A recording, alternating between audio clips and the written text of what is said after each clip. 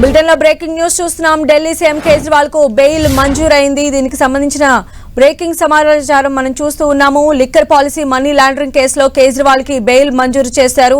Kejriwal bail rows avenue court Kejriwal కు bail మంజూరు చేస్తూ తీర్పు వెలువరించింది. ఢిల్లీ సీఎం కేజ్రీవాల్ ఎట్టకేలకు బెయిల్ లభించింది. Rows avenue court Delhi CM Kejriwal కు బెయిల్ ను మంజూరు చేసింది. లిక్కర్ పాలసీ మనీ లాండరింగ్ కేసులో ఇప్పటికే అరెస్ట్ అయి తీహార్ జైల్లో ఉన్నారు. అరవింద్ కేజ్రీవాల్ ఎలక్షన్ టైంలో ఆయన బయటకు వచ్చి క్యాంపెయిన్ కూడా చేశారు. ఆ తర్వాత ఆయన మళ్లీ తిరిగి తీహార్ జైలుకు వెళ్లిపోయారు. దీనికి ఆయన బెయిల్ కోరుతూ ఆయన ఇప్పటికే చాలాసార్లు కూడా రౌస్ అవెన్యూ కోర్టులో పిటిషన్ దాఖలు చేశారు. అయితే తీర్పు రిజర్వ్ చేసింది రౌస్ అవెన్యూ కోర్టు. ఇక మొత్తంగా ఢిల్లీ సీఎం కేజ్రీవాల్ కు బెయిల్ మంజూరైంది. దీనికి సంబంధించిన బ్రేకింగ్ న్యూస్ మనం చూస్తూ ఉన్నాము. లిక్కర్ పాలసీ మనీ లాండరింగ్ కేసుకు సంబంధించి రౌస్ అవెన్యూ కోర్టులో ఢిల్లీ సీఎం కేజ్రీవాల్ కు బెయిల్ మంజూరు చేస్తూ తీర్పు వెలువరించింది. మరిన్ని అప్డేట్స్ కూడా తెలుసుకుందాం. మా ప్రతినిధి గోపి మనకు అందుబాటులో ఉన్నారు. గోపి, ఢిల్లీ సీఎం అరవింద్ కేజ్రీవాల్ కి భారీ ఊరట లభించింది. రౌస్ అవెన్యూ కోర్టు కేజ్రీవాల్ కి బెయిల్ మంజూరు చేయడం జరిగింది. లిక్కర్ పాలసీ మనీ లాండరింగ్ కేసులో మార్చి 21న అరెస్ట్ అయిన కేజ్రీవాల్ కి ఎట్టకేలకు 3 నెలల సమయానికి బెయిల్ లభించడం జరిగింది. ఈ కేసుతో కేజ్రీవాల్ కి ఎటువంటి సంబంధం లేదు. కేసు నమోదు చేసినప్పుడు కేజ్రీవాల్ పేరు అందులో లేదు. అలాగే నేరుగా కేజ్రీవాల్ వెళ్తూ ఉన్నట్లుగా కూడా ఎటువంటి ఆధారాలు లేవు అని చెప్పి కేజ్రీవాల్ తరపు న్యాయవాది విక్రమ్ చౌదరి ఈ రోజు వాదనలు వినిపించడం జరిగింది. నిన్న ఈ రోజు కేజ్రీవాల్ బెయిల్ పిటిషన్ల పైన విచారణ జరిగింది. అయితే కేజ్రీవాల్ బెయిల్ పిటిషన్ ని ఈడీ ఎన్ఫోర్స్మెంట్ డైరెక్టరేట్ తరపు న్యాయవాది అడిషనల్ సొలిసిటర్ జనరల్ ఎస్వి రాజు వ్యతిరేకించడం జరిగింది. కేజ్రీవాల్ కు వ్యతిరేకంగా ఆధారాలు ఉన్నాయి. హవాలా మార్గంలో గోవా అసెంబ్లీ ఎలక్షన్స్ లో ఇటు ముఖ్యంగా ఈ లిక్కర్ పాలసీలో లబ్ధి పొందిన వ్యాపారస్తులు ఎవరైతే ఉన్నారో వాళ్ళు ఇటు ముడుపులు అందజేశారు. దానికి సంబంధించిన కరెన్సీ నోట్ ద్వారా హవాలా మార్గంలో ఇటు నిధులు కూడా మళ్లించారు అని చెప్పి ఇటు కోర్టుకు తెలియపరచడం జరిగింది. ఆధారాలు ఉన్నాయి. ఇందులో కేజ్రీవాల్ ఆమ్ ఆద్మీ పార్టీ కన్వీనర్ గా ఉన్నారు. సో ఆయన అనుమతి లేకుండా ముఖ్యంగా ఆమ్ ఆద్మీ పార్టీ లబ్ధి పొందింది. లిక్కర్ పాలసీ మనీ లాండరింగ్ కేసులో 100 కోట్ల ముడుపులు సౌత్ గ్రూప్ నుంచి అందాయి. అందులో కొంత మొత్తాన్ని గోవా అసెంబ్లీ ఎలక్షన్స్ కోసం ఎన్నికల ప్రచారంలో భాగంగా ఆమ్ ఆద్మీ పార్టీ వినియోగించుకుంది. ఇటు కేజ్రీవాల్ హోటల్ బిల్స్ కూడా ఆ ముడుపుల నుంచే చెల్లించారు అని చెప్పి ఎన్ఫోర్స్మెంట్ డైరెక్టరేట్ వాదనలు వినిపించడం జరిగింది. అలాగే కేజ్రీవాల్ తన మొబైల్ పాస్వర్డ్ చెప్పడం లేదు. కేజ్రీవాల్ తో ఇటు వినయ్ చౌహాన్ అలాగే ఈ కేసులో అరెస్ట్ అయిన చన్ప్రీత్ సింగ్ వీళ్ళతో ముఖ్యంగా చాట్ కన్వర్సేషన్స్ ఉన్నాయి. సో మేము వాటన్నిటిని కూడా ఎగ్జామిన్ చేస్తున్నాం. ఎవిడెన్సెస్ కి సంబంధించి డిస్ట్రాయ్ చేసే ప్రయత్నం కూడా జరుగుతుంది కాబట్టి కేజ్రీవాల్ ని బెయిల్ ని వ్యతిరేకిస్తున్నాం అని చెప్పి ఎస్వి రాజు వాదనలు వినిపించడం జరిగింది. అయితే కేజ్రీవాల్ తరపు వాదనని పరిగణలోకి తీసుకుంటూ ముఖ్యంగా ఈ కేసుతో ఇటు నిందితులు ఇచ్చిన వాంగ్మూలాల ఆధారంగానే కేజ్రీవాల్ అరెస్ట్ జరిగింది. కానీ ముఖ్యంగా నిందితులు ఎవరైతే అప్రూవర్లు గా మారారో సో వాళ్ళు మొదట ఇచ్చిన స్టేట్మెంట్స్ ఏవైతే ఉన్నాయో ఆ స్టేట్మెంట్స్ కేజ్రీవాల్ కి వ్యతిరేకంగా లేవు. ఆ తర్వాత వారు ముఖ్యంగా ఇటు బీజేపీకి సంబంధించి మాగుంట శ్రీనివాసరెడ్డి ఎన్డీఏ క్యాండిడేట్ గా ఇటు పోటీ చేయడం జరిగింది. శరత్చంద్రారెడ్డి కానీ మాగుంట రావుగావ్ కానీ సో వీరంతా కూడా ఇటు లిక్కర్ కేసులో ఎవరైతే అరెస్ట్ అయి ఉన్నారో సౌత్ లో సో వారంతా కూడా కేజ్రీవాల్ కి వ్యతిరేకంగా ఆ తర్వాత అరెస్ట్ అయిన తర్వాత అప్రూవల్ గా మారిన తర్వాత మాత్రమే స్టేట్మెంట్స్ ఇచ్చారు వ్యతిరేకంగా. అంతకు ముందు ఎప్పుడు కూడా కేజ్రీవాల్ కి వ్యతిరేకంగా వారు మాట్లాడలేదు అన్న విషయాన్ని కూడా కోర్టు దృష్టికి కేజ్రీవాల్ తరపు న్యాయవాది విక్రమ్ చౌదరి తీసుకెళ్లడం జరిగింది. సో ఈ తీర్పు అనేది ప్రస్తుతం rows avenue court bench judge న్యాయ బిందు జడ్జ్ వెలువరించడం జరిగింది. అయితే ఈ తీర్పుని ఎన్ఫోర్స్మెంట్ డైరెక్టరేట్ హైకోర్టులో సవాల్ చేసే అవకాశం కనిపిస్తోంది. ఎందుకంటే కేజ్రీవాల్ అరెస్ట్ ని మొదటి నుంచి కూడా ఇటు ఎన్ఫోర్స్మెంట్ డైరెక్టరేట్ సమర్థిస్తూ వస్తుంది. చట్టబద్ధంగానే కేజ్రీవాల్ అరెస్ట్ జరిగింది. నిబంధనలకు విరుద్ధంగా ఎక్కడా జరగలేదు. కేజ్రీవాల్ ఇన్వాల్వ్మెంట్ ఉంది అని దానికి ఆధారాలు ఉన్నాయి అని చెప్పి చెప్తున్నారు. కాబట్టి సో ఈ కేసులో కేజ్రీవాల్ కి బెయిల్ ఇవ్వడాన్ని మళ్ళీ హైకోర్టులో ఎన్ఫోర్స్మెంట్ డైరెక్టరేట్ సవాల్ చేసే అవకాశం కనిపిస్తుంది. ఎందుకంటే ఈ తీర్పు అనేది ట్రయల్ కోర్టులో రావడం జరిగింది. సో ఇప్పుడు ఈ తీర్పుని హైకోర్టులో ఇటు ఎన్ఫోర్స్మెంట్ డైరెక్టరేట్ సవాల్ చేసే అవకాశం కనిపిస్తోంది. గోపి, అంటే ఎటువంటి షరతులతో కూడిన బెయిల్ మంజూరు చేసింది రౌస్ అవెన్యూ కోర్టు? ₹1,00,000 పూచీకత్తుతో ముఖ్యంగా బెయిల్ మంజూరు చేసినట్లుగా తెలుస్తుంది. అలాగే షరతులకు సంబంధించి పూర్తి స్థాయి ఆర్డర్ కాపీ వెలువడాల్సి ఉంది.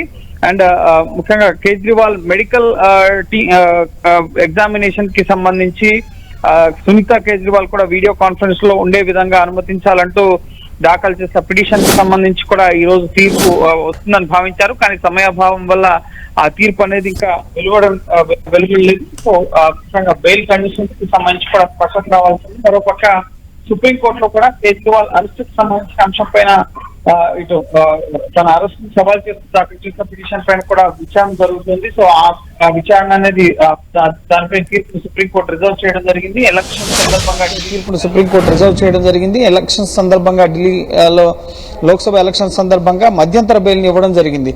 సో ఎలక్షన్ ఎన్నికల ప్రచారం కోసం ఆ బెయిల్ ఇచ్చారు. కానీ ఆ బెయిల్ గడువు ముగియడంతో ఈ జూన్ 2వ తేదీన కేజ్రీవాల్ తీహార్ జైల్లో లొంగిపోవడం జరిగింది. సో ఇప్పుడు మళ్ళీ మెడికల్ గ్రౌండ్స్ పైన ఇటు బెయిల్ ని పొడిగించాలని చెప్పి కోరారు. సో ఆ ఇంట్రిమ్ బెయిల్ ప్రొటెక్షన్ ని కూడా ఇటు రోజు అవన్నీ కోర్టు తిరస్కరించడం జరిగింది. ఆ తర్వాత రెగ్యులర్ బెయిల్ పైన మీరు మీ వాదనలు ట్రయల్ కోర్టులో వినిపించుకోవచ్చు అని చెప్పి సుప్రీంకోర్టు చెప్పడంతో రెగ్యులర్ బెయిల్ పైన ఈ రోజు వాదనలు జరిగాయి. సో కేజ్రీవాల్ న్యాయవాది తరపు వాదనలు పరిగణలోకి తీసుకుంటూ నిందితులు ఇచ్చిన స్టేట్మెంట్స్ మొదట ఒకలా ఉన్నాయి, ఆ తర్వాత ఒకలా ఉన్నాయి. అలాగే ఈ కేసుతో నేరుగా కేజ్రీవాల్ కి ఇన్వాల్వ్మెంట్ లేదు, నగదు బదిలీలు కేజ్రీవాల్ ద్వారా జరిగినట్లుగా కూడా ఎక్కడా లేదు, కేవలం ఈడీ చేస్తుంది అనేది అన్ని కూడా రాజకీయపరమైన ఆరోపణలతోనే కేజ్రీవాల్ పైన ఆరోపణలు చేస్తున్నారు. అలాగే అరెస్ట్ కూడా రాజకీయ కోణంలోనే జరిగిందని చెప్పి కేజ్రీవాల్ తరపు న్యాయవాది వాదనలు వినిపించడం జరిగింది. సో కొన్ని అంశాలని కోర్టు పరిగణలోకి తీసుకుంటూ ఇది vacation bench, so regular bench కాదు కాబట్టి సో నెక్స్ట్ ఈ తీర్పుని ఎన్ఫోర్స్మెంట్ డైరెక్టరేట్ అయితే ఇటు ఢిల్లీ హైకోర్టులో సవాల్ చేసే అవకాశం కనిపిస్తుంది. దీనిపైన కూడా ఒక ప్రకటన వచ్చే అవకాశం ఉంది ఎన్ఫోర్స్మెంట్ డైరెక్టరేట్ తరఫు నుంచి. ప్రస్తుతం అయితే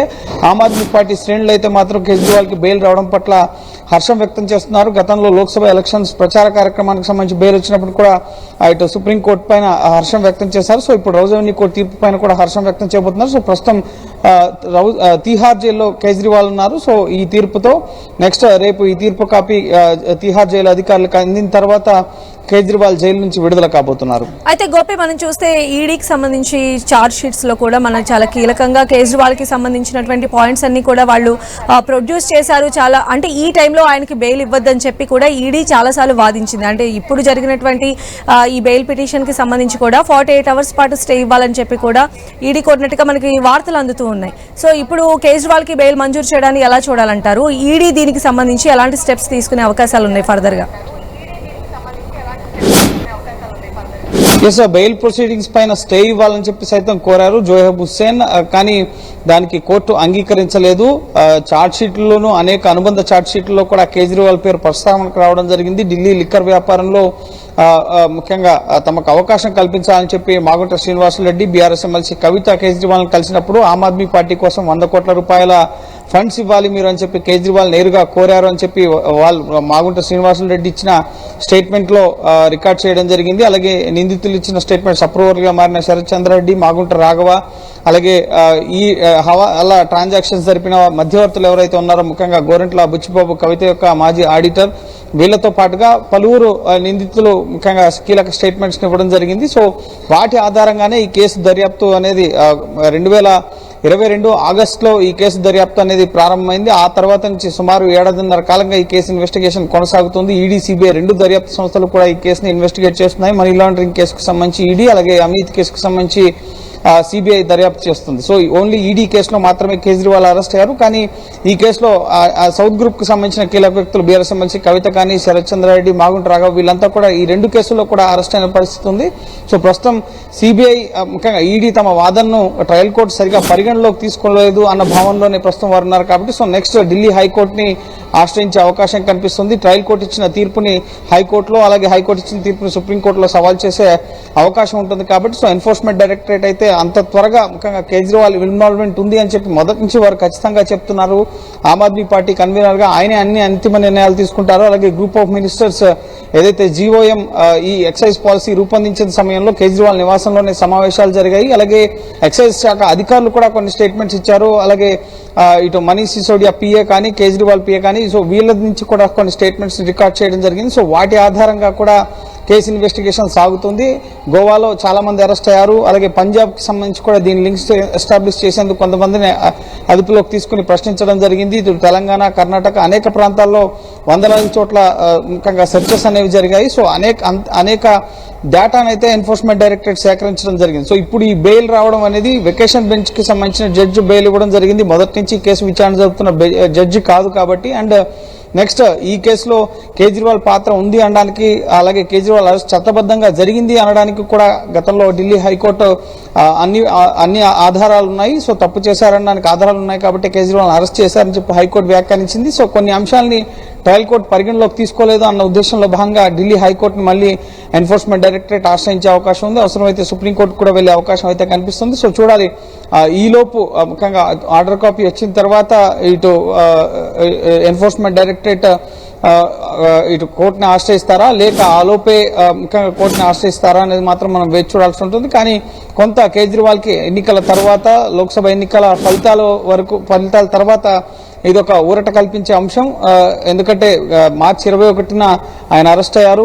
2 నెలల పాటు జైల్లో ఉన్నారు. మధ్యలో 2-3 వారాల పాటు ఆయనకి మధ్యంతర బెయిల్ ఇవ్వడం జరిగింది. సుప్రీంకోర్టు ఎన్నికల ప్రచారానికి గాను ఆయన ఒక రాష్ట్ర ముఖ్యమంత్రిగా ఉన్నారు, ఆమ్ ఆద్మీ పార్టీ చీఫ్ గా ఉన్నారు కాబట్టి సో ఎన్నికల ప్రచారాన్ని నిర్వహించేందుకు ఆయనకు అవకాశం ఇవ్వడం మంచిదే అని చెప్పి సుప్రీంకోర్టు భావిస్తూ ఎన్ఫోర్స్మెంట్ డైరెక్టరేట్ వ్యతిరేకించినా కూడా ఆయనకు బెయిల్ ఇవ్వడం జరిగింది ఎన్నికల ప్రచారం కోసం. కానీ ఇప్పుడు రెగ్యులర్ బెయిల్ దరఖాస్తు చేసుకోవాలని చెప్పి కూడా ఇటు సుప్రీంకోర్టు ట్రయల్ కోర్టుకు వెళ్ళొచ్చన్న ఒక అవకాశాన్ని ఆయన కల్పించిన నేపథ్యంలో సో ఆ అవకాశాన్ని వినియోగించుకుంటూ కేజ్రీవాల్ తరఫు న్యాయవాదులు విక్రమ్ చౌదరి ఈరోజు నిన్న వాదనలు వినిపించడం జరిగింది. ఈడీ వాదనలకు వ్యతిరేకిస్తూ వారు వాదనలు వినిపించారు. ఈ కేసులో కేజ్రీవాల్కి ఎటువంటి సంబంధం లేదు అన్న వాదనను పరిగణలోకి తీసుకుంటూ trial court vacation judge bench న్యాయ బిందు కేజ్రీవాల్కి బెయిల్ మంజూరు చేయడం జరిగింది. సో తీర్పు కాపీ వచ్చిన తర్వాత ఎటువంటి బెయిల్ షరతులు ఉన్నాయి, అలాగే నెక్స్ట్ ఈ కేసుకు సంబంధించి కేజ్రీవాల్కి ఎందుకు బెయిల్ ఇచ్చారన్న అంశాలను కూడా తీర్పు కాపీలో పొందుపరచడం జరుగుతుంది. అయితే కేజ్రీవాల్ తీర్పునైతే ఎన్ఫోర్స్మెంట్ డైరెక్టరేట్ పైకోర్టులో సవాల్ చేసే అవకాశం ఎక్కువగా కనిపిస్తోంది.